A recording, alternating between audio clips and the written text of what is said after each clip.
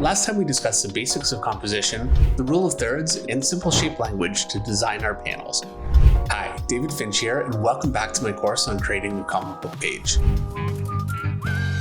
As the artist, we want to visualize the story unfolding from panel to panel in the most compelling and engaging way possible, composing each panel the way a cinematographer might plan shots for a movie, using different lenses and varying camera placement to more effectively tell the story. And how we position the camera for the reader's point of view can have a major impact on the way the reader experiences the story. If you want to follow along with me as we design our own comic page, head on over to proko.com/comic page and sign up for the course. We'll have more lessons and go much further in depth into what we learned here. We'll be posting premium episodes regularly, so I hope to see you there.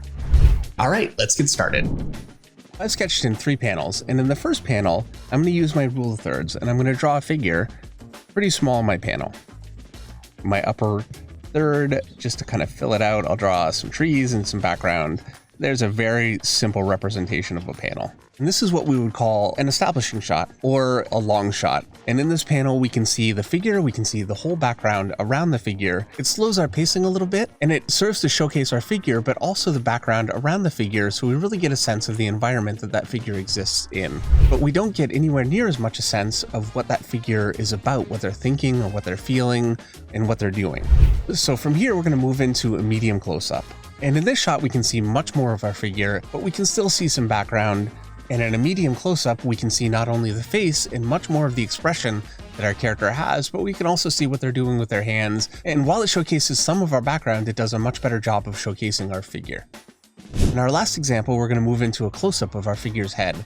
We can move into a close-up or really an extreme close-up. Extreme close-up! All the way into an eye, or it can be a hand or whatever it is that you want to showcase. And using close-ups really allows us to focus in on our character and see subtlety that we really can't see from a greater distance.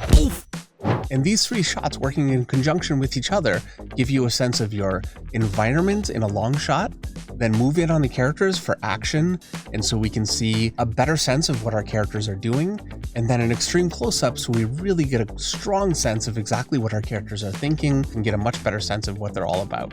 And you'll notice if you read comic books or watch movies that you'll always see a shot, whether it's at the beginning of a scene, the end of the scene, or the middle of the scene, where we really pull out so we can see the environment that our characters exist within. Then we move in on the characters, and then we move even closer so we get a real sense of the emotion behind the scene. Finally, we need to talk about point of view.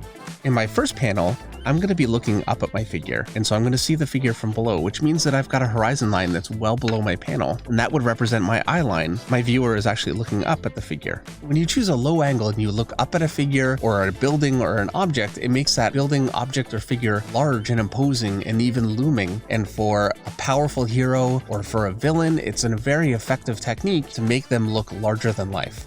In my next panel, we're going to do the exact opposite, and we're going to be well above our figure, and we're going to be looking down at them. And it's essentially the same figure, just drawn from a different angle. And it makes them look diminished and a little smaller, and it's a way to make a figure look maybe even oppressed or sad. And it's something that psychologically can have an impact, even if they don't understand that you're using these techniques to garner that reaction. Our last example is a profile, and it's a straight-on shot, and it gives us a very stoic, solid, quiet kind of a panel. Not only is it important to know that you can create a different emotional impact using different angles, but it also helps to vary your storytelling so you don't have the same shot from panel to panel to panel, which can become very boring. Hey, FYI, David's course is currently 20% off for the Black Friday sale. Go to proko.com/comic page and use the code BLACK20 to get the discount. And so an example of a page done that way, what I have here is a perfectly serviceable page. It works, the storytelling can flow, but it is outrageously boring. And so let's do that same page again. And I'm going to start with the same panel that I did in the first version. It's a medium shot of my figure. And now in my second panel, I'm going to show my other figure, and I'm going to zoom in much closer so I get a much bigger shot of his face and see subtlety that we really can't see from a greater distance. And now in my third panel, I'm going to show both figures. I'm going to show them from above. The figure's got his arms crossed. My other figure is looking at him, gesturing, very quickly drawn just to establish my figures on the page. And so for this one, I've pulled out, and it's a much longer shot, and I can see my background around them, whatever it happens to be. And now in my last panel, I'm going to come in behind this character's head. Maybe I'll even silhouette it. and we'll see our first character. And so we get a 2-shot like this. And you can see that in this example, I've changed up my sizing quite a bit more. I have just a medium shot here, and then I've closed in much more with a larger head, and now I've zoomed out much more here and moved my camera so you're looking at the scene from above, and it gives you a different perspective and just changes things up. And then in the last panel, I've silhouetted a head in the foreground and included both figures in the scene while focusing on my original first figure.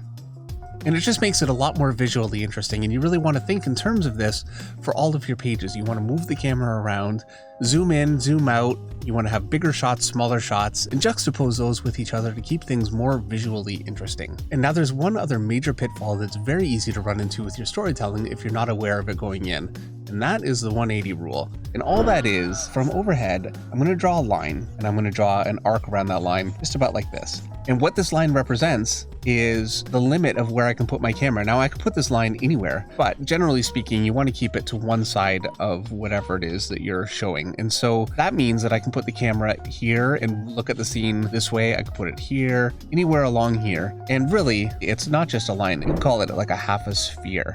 Here's my figure. And so I could visualize my scene all the way from the ground, all the way from the top. What I want to avoid though is putting the camera over here.